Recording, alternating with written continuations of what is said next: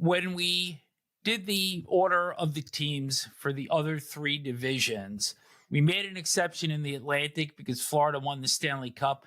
We're going to do the same thing here with the Edmonton Oilers because they're two-time defending Western Conference champions, only to fall to the Panthers.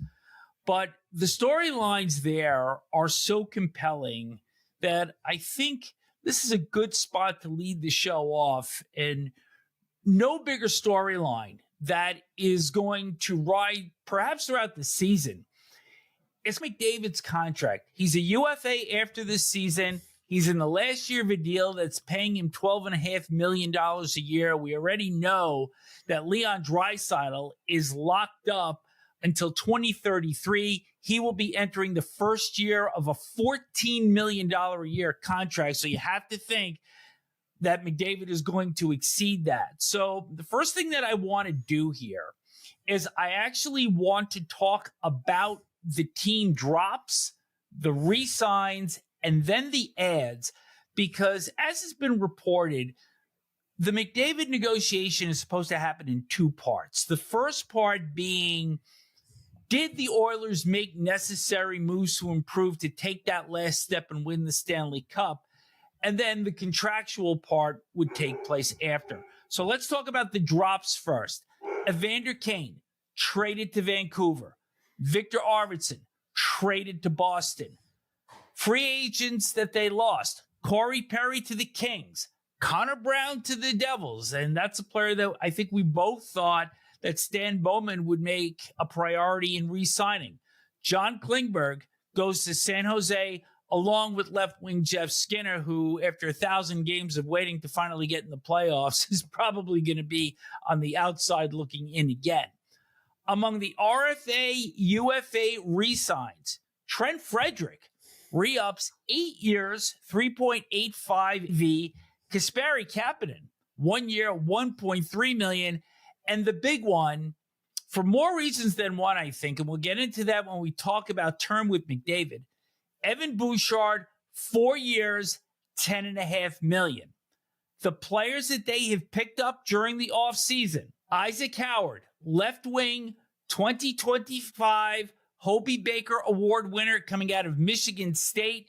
He's acquired in a trade with Tampa in exchange for center Sam Riley. Center Curtis Lazar signed as a UFA from New Jersey. And left wing Andrew Mangiapane signed as a UFA from Washington. And also add to that, defenseman Riley Stillman signed as a UFA from Carolina. So let's take the totality of the moves here and couple this with the first piece of this McDavid negotiation, the team having to get better. Quite frankly, I don't see it. I don't see it either. And when you go through their lineup and you look at who they now have, what composes their lines, you see a very top-heavy team with McDavid, Hyman, Draisaitl, Nugent Hopkins are the main cogs up on the wheel in the forward group. And we don't know what to expect out of Isaac Howard coming into the NHL for his first year out of Michigan State. Matthew Savoy is another new player coming in or slated to come into the lineup. And then Vasily Podkolzin, I don't know what to expect out of him. Vic, you've got Matthias Janmark. He was on the team last year. We know he's a fourth-line player. Adam Henrique is 39 years old. Kasperi Kapanen is really a fifth-line player that goes in and out of the lineup all the time. Trent Frederick, they gave the new contract to, but he's just a grinding third liner. Mangiapane played in Washington last year after many years in Calgary, but is nothing to really get excited about other than he's an ad. So I just don't see good depth here for this group because McDavid, Hyman, Draisaitl, and Nugent Hopkins, and there's your power play, basically. And if you can shut them down, there's not much chance of the others contributing other than the unknowns like Isaac Howard, who we don't know. Will he be a star right away? Will he ever be a star? Couple that with the fact that the Oilers are the second oldest team in the NHL, averaging 31 years of age. Only Pittsburgh is older. So now let's bring the other piece of this in, that if you're Stan Bowman, you're trying to negotiate with Connor McDavid. Obviously, McDavid would love to win in Edmonton, but do you see him locking up for 8 years, similar to the way Leon Draisaitl did? Or do you see it more closer to the Evan Bouchard deal, where he is locked up for only 4 years? They're going to have to pay him at least $16 million, which is unconscionable to me that any hockey player would make $16 million. But if Leon Draisaitl's making 14, obviously Connor McDavid's got to make more than him. And is it just going to be 15? I doubt it. It'd probably be 16. I don't know. If you're McDavid, it's all up to Connor McDavid. I think it's all between Connor McDavid and the owner of the Oilers. I really don't even think this is a GM negotiation. I think the GM can take the information given to him from the agent and deliver it to the owner. But at the end of the day, it's the owner that's going to make the decision on signing these checks. At what point does it stop becoming about money? Stop becoming about money? Yeah.